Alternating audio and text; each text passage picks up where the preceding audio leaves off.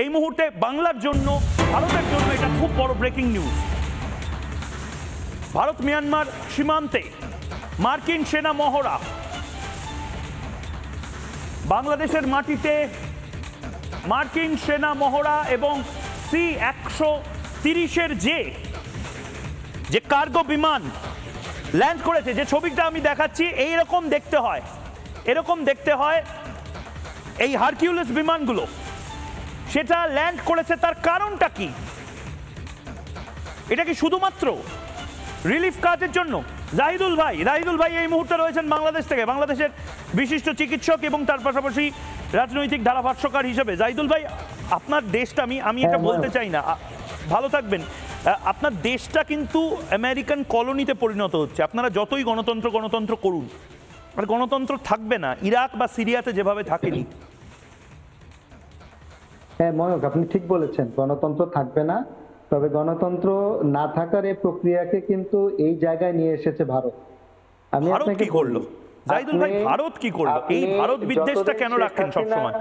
যতদিন শেখ হাসিনা বাংলাদেশের ক্ষমতায় ছিল ততদিন ভারত চিন্তা করত আমেরিকা বাংলাদেশকে ভারতের চোখ দিয়ে দেখবে।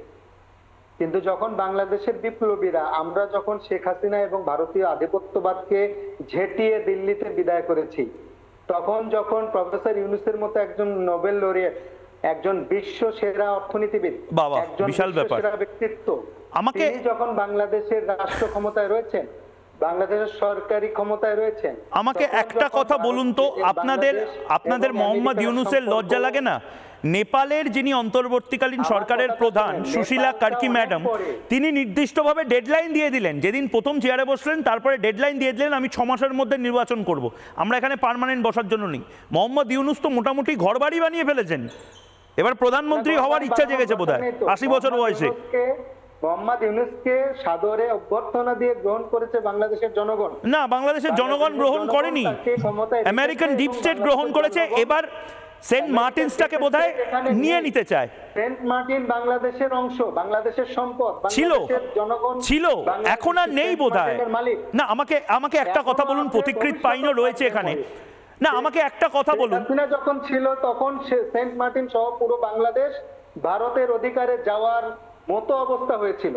ভারত বাংলাদেশকে তাদের বাজার বানিয়ে। আমি ডিফার করছি আপনার সাথে, এবং আমি রাশিয়ান টিভির একটি খবর এই মুহূর্তে যেটা এসেছে বলে কোনো কথা ভারত বাংলাদেশে নেই। বেশ, বুঝতে পেরেছি।